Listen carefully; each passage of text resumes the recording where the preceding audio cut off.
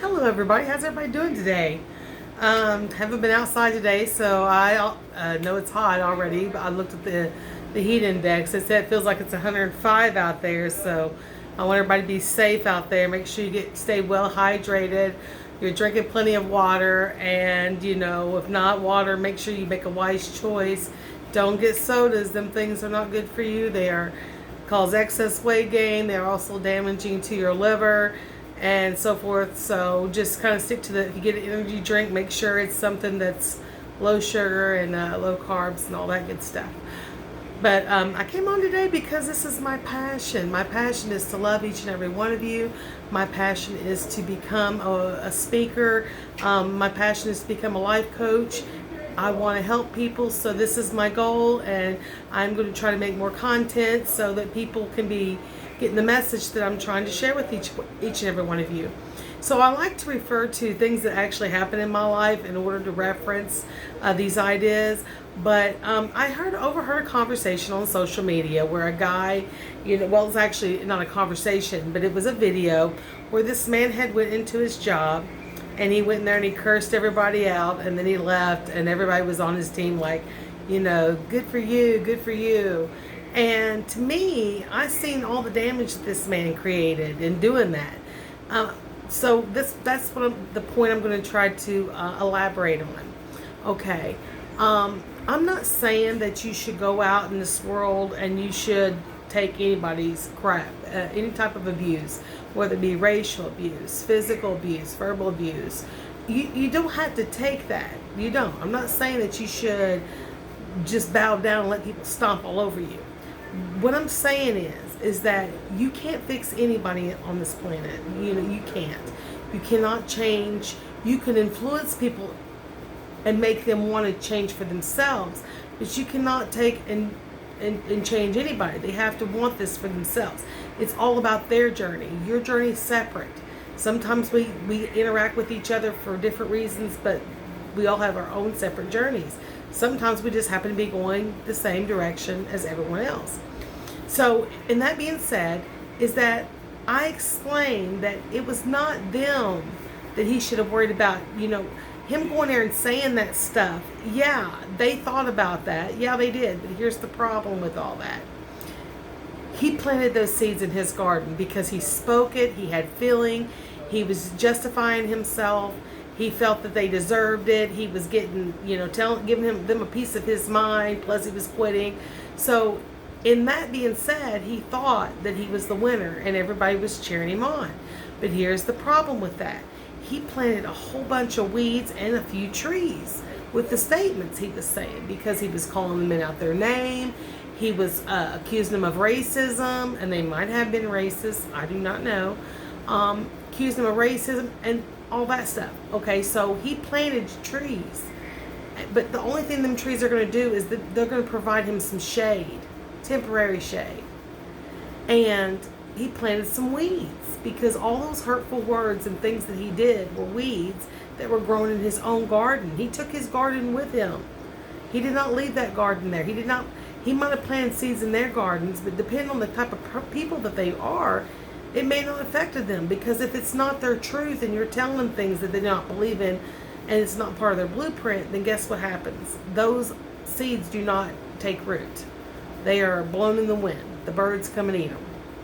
If someone says something about you and it's not something that you feel for yourself, or if they are not able to influence the way you see yourself, positively or negatively, that means that them seeds do not get they're not planted in the soil. They are blown in the wind. But when someone says something about you, whether it's good or bad, and you actually feel something, whether it be a good feeling or a bad feeling, that means that you have soil that those seeds are sinking into. Now, there is ways to remove them. You can remove a seed as soon as it's a seed. You don't have to wait till it to become a weed in order to pull it. When someone says something to you and it's hurtful or is not in your favor, instead of actually reacting to that feeling, and taking it as your own, you can think about it, and then you say to yourself that no, that is not who I am, because you always want to think of yourself as what you are trying to be, or what you're working towards becoming. And if you think even negative thoughts about yourself, then you are actually really easy to influence. And that means that people can say hurtful things to you and you think that they're actually saying the truth, and it's not the truth. So just be aware of your feelings. That's your number one goal here. Like that guy that went in there and cussed all those people, I'm sure he was feeling like some type of way. That's why he did that. But if it'd been me, I mean, I'm not saying I would never reacted that way, because I have many times in my life, and I'm telling you what happens is that's his bag. He's carrying that bag. That's his own bag. And like I did, I carried my own bag, and I'd always end up in these jobs where, you know, people were gossiping about me, and I was like trying to get friends. I was creating this environment myself. Everybody were just playing the parts that I handed the script. I give everybody their scripts when I walked in there. That's your judging. When you start judging, you're handing everybody a script. And those people are going to show up exactly as the character that you expect them to be. So if you see a person as what they could be, they will become what they should be. So if you see somebody, if you're first, now, trust your intuition. If something is not right, if you walk in a place and you feel a negative, like a real thick, heavy feeling, it doesn't feel right, then, you know, trust that intuition and get out of there. But if you meet people and your first, you know, impression of them is something that's not life-threatening, if it's just that you think that they might be a person who likes to gossip, or, you know, they might be somewhat of a user, you can actually, you know, think of them, that person, in a different type of light. Like you can actually think of them as, you know, being a really great person, and a person who lends and doesn't borrow. Or you can actually maybe say something in front of the person if you hear them gossip about someone else. You might, you know, kind of slice some words in there, you know, because like Jesus said, you know, let those with ears hear. And, you know, you could influence that person greatly by just saying, you know what, I just don't if they try to get you in gossip, just say, you know what, I don't really do that anymore, because this is what happened. This is the results I got. And sometimes you can influence a person to change. So, you know, it's always good to be positive, even around people, you know, even around the worst of people. It's always good. Hold on a minute. Let me tell my son to be quiet, because he has been extra loud. Sorry about that. He's out there playing a video game, so he's doing the virtual reality stuff. Sometimes I get on there and I play around with it, and I go to the beach or whatever, and it's just great for manifesting. But if you're going to carry anything with you, make sure that what you carry is good. It's fruits that will actually trees that will bear fruits. Flowers, not weed seeds, but flower seeds. Make sure that your garden is pristine. If this was your own yard, how would you treat it? Every thought, every feeling that you add into your life and you speak it, you are actually declaring it, and you're wanting it in your life. The universe, God does not understand. God's a yes God. God is a yes God. The universe is a yes universe. It is giving you what it thinks that you want, because you keep asking for it. Your parent may know that, you need to lose some weight. I need to lose some weight. I'm working on it, guys. But you might, want that ice cream, but it's not good for you. Your parent just keeps giving you ice cream, and obviously they're not concerned about your health. So you want good parents, and even though God, He gives you sometimes things that you don't want. He is a good father, and He is a good parent. He just wants you to be able to make decisions for yourself and grow closer to Him. Because the closer you get with God, then the more you're going to discern what comes out of your mouth, what kind of thoughts into your head, and what you feel with your heart for mankind. People, there's people in this world that get on my nerves, but I always try to see something amazing in them. And if I see that they're disturbed, if I even say something kind to them, it might change their day.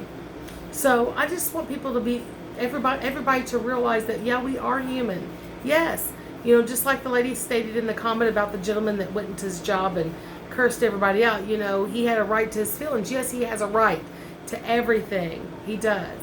He does have a right. But here's the problem with having them rights, is does he have a right to a good life? And I say yes. He has a right to have an abundant life. He has a right to work at a job where there's no discrimination, no racism. He deserves to have a life of happiness and bliss. But he needs to realize that if he keeps planting those seeds, he's in agreement with those people. If you join in a fight with somebody, regardless if it's your fight or something, you're in agreement with them. You're agreeing with what they're saying about you. You are agreeing with what is transpiring. So what you need to do is you need to hit that with just faith. I've had God work in my favor so many times. I had a lady at a job that just double palmed me in the back and moved me out of her way. I was in the fridge in the break room, and she just both palms on my back and shoved me out of the way, And people were like, why aren't you going to say anything? I'm like, she knows what she did was wrong, because when I look back at her, I could see it in her eyes. But she also didn't care what I thought. And that was okay, because she was entitled to that. But I wasn't going to allow her to create weed seeds and trees that do not bear no fruit to be planted in my garden. So I gave that to God. God knew as soon as I was able to forgive her for doing that it was Him that was going to issue the punishment. And the very next day, she almost had her finger amputated in the break room door of all things. I come out and she's screaming. So I don't have to pick up my weapon. I don't have to draw my sword, because I am divinely protected, because I choose to think of God in every good thing in my life, as well as anything that comes my way that I feel is negative or unjust. Because if I would have been in that guy's shoes, when I walked in there, I would have used my intelligence, I would have used love, and I would have allowed God to defend me. I have nothing to defend. God is my defender. He defends me. And I love that. I just want everybody to do that. Just try it for a little while. And don't claim those things which don't serve you. If you have a family member that's got something wrong with them, does not mean that you're going to have it. I don't care if you've had 6 generations of breast cancer. If you claim that as who you are, it will become something that could manifest in your life. I'm not saying it definitely will, but why not why don't you better your odds and just don't claim it anymore? When you go to bed at night, lay there and imagine God is cleansing your body from head to toe as you go to sleep. Imagine the angels are giving you a scalp massage. Imagine, I do it all the time. I always imagine that I'm getting a scalp massage and I'm getting while I'm getting my body cleansed by God. And I try to remove all the impurities and things that I do not need in my life. I'm trying to tell my body that certain things that I know is not good for my health taste horrible. As I eat it, I imagine it tasting horrible. And it's getting to where when I eat something that I normally like, it's not good for me, I have an experience where it doesn't agree with me. And so I'm trying to train my subconscious mind, with new data. Because, used to be sweets was my go-to. It's my go-to thing. I'd eat the pie before I would the main course. But then I had to realize how damaging it was to my body and my liver. And although I still enjoy sweets, now I got myself to where I don't even crave them as much, because when I do think of something eating, I imagine myself eating a raw bag of sugar, and to me that's gross. Just picking up a bag of spoon full of sugar and eating it. So every time I even have cravings for those things, I imagine that. But that is also me planting flowers in my garden, because I'm making sure that nothing that's not for me or for my divine highest good comes into my life. And I'm not saying that bad things aren't going to happen, because God put us here and He gave us plenty of contrast. So depending on our mood, certain things will appear differently to us, but it's always good to, like I said, get back to claiming who you want to be instead of who you don't want to be. If like my friend who's at work and she's experiencing jealousy, and she's experiencing arguing and dysfunction in her workplace, and I told her, like I said, you can't change anybody. There's no change in anybody. So what you do is you change yourself. Just because your neighbors' houses are falling down doesn't mean you can't work on your own house. And I'm not saying that you don't pay attention to your neighbor's houses or care about them. That's where you plant little things, like when Jesus planted parables into people's lives. Jesus, he would say certain things, and people sometimes didn't even get the whole gist of what he was saying about it until later when they thought about it. They're like, whoa, that is so factual. He was a great speaker, and he has some great ideas. So I'm not saying you can't help your other person with their house, but how you help them is, say for instance, I'm going to use metaphors of houses. Your roof needs repaired, and as you was driving over the mountain, you noticed that your neighbor's roof looked like it could have some damage, and it could be a future problem, and you've experienced that, and you know how much it costs to fix that, because when you take yourself to hell, it's not an easy trek back. I'm telling you, I've struggled and pulled myself out of many holes, and so you notice that, and you've already been down that route. So if you hear somebody and they're being negative, and say they're saying something about themselves, like, oh my God, I'm just so fat, I'll never be skinny, just kind of look at them and say, listen, girl, you know what, you are beautiful. And I think that it'd be a good thing for you to wake up every single day and look in the mirror and own yourself, and say to yourself, you are beautiful, and you are changing and growing into a beautiful flower. Just say it. Tell them, say, don't speak those things. You don't want those things. Give them that positivity and love.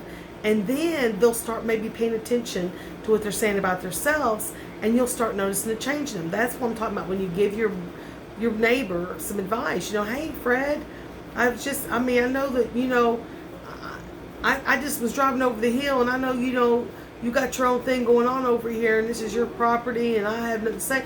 But I just noticed coming over the hillside that you've got a few shingles missing, and I'm concerned that that could turn into a problem later in life. And this is how that same thing happened in my life, and I just want to save you from having to pay for all those repairs. If you give people advice in that loving manner, they're gonna be so tickled, and they're gonna enjoy coming to work. They're gonna look forward to coming to that job because of you. Because you have brought light into the darkness. And that is that's the purpose here. It's just spread some light and some love.